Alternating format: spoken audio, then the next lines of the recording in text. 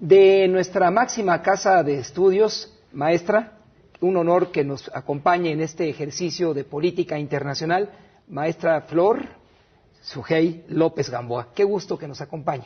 Muchas gracias por la invitación. El tema es la Organización de las Naciones Unidas para la Ciencia, la Cultura y Educación, origen 1948, y un mexicano que la ocupa, pero hoy, de nueva cuenta, como en la década de los 80, en el debate por su politización o simplemente el Frente de la Cultura y el caso Palestina.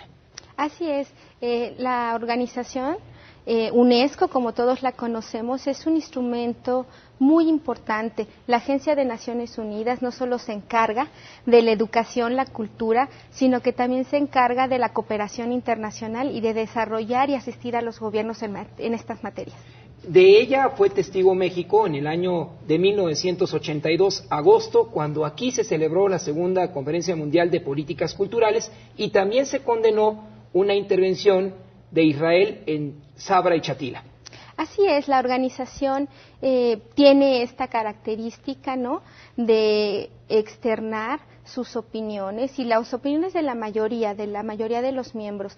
El evento que se realizó en ese entonces en el país ayudó mucho a empezar a allanar el terreno sobre lo que son las políticas culturales en el país y sobre todo a nivel internacional. Posteriormente a esta segunda conferencia siguieron otras más.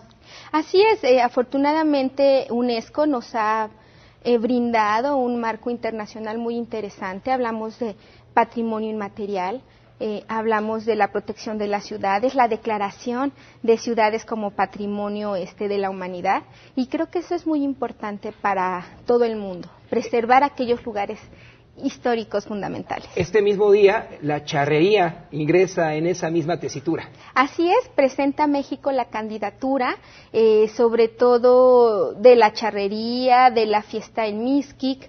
Creo que es muy importante cómo nosotros tenemos como una nación pluricultural y pluriétnica el deber de proteger, de acuerdo a lo que dicta el organismo internacional, pues nuestras tradiciones.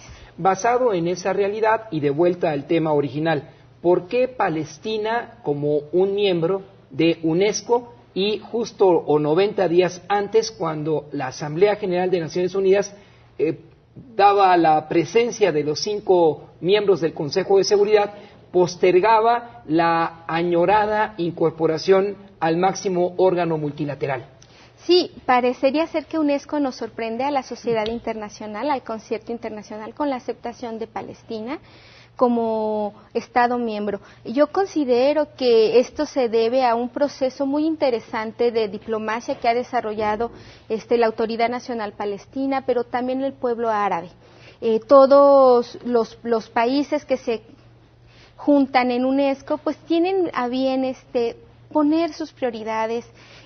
Se ha dicho que el ingreso de Palestina va a servir para que se puedan proteger las ciudades de Jerusalén, que son patrimonio de la humanidad, pero en el fondo pues también podemos encontrar una gran estrategia que ha tenido todos los países miembros de formación árabe, en donde ellos han pedido que se reconozca, ¿no?, como una nación que tiene una manifestación cultural que brindar hacia el mundo.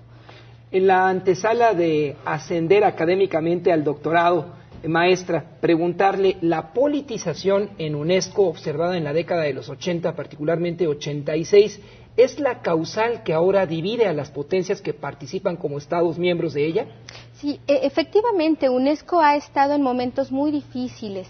Desde los años 60, 80 ha habido un reacomodo de fuerzas, fue acusada incluso de posibles manejos de corrupción en los años 80, que fue ese motivo, uno de los motivos para que Estados Unidos se retirara de la organización, junto con Reino Unido, pero han llegado personas que han hecho de la organización un ente muy importante en materia de política internacional, como el embajador español Federico Mayor Zaragoza. Él llegó y pudo dejar atrás esta etapa negra de UNESCO.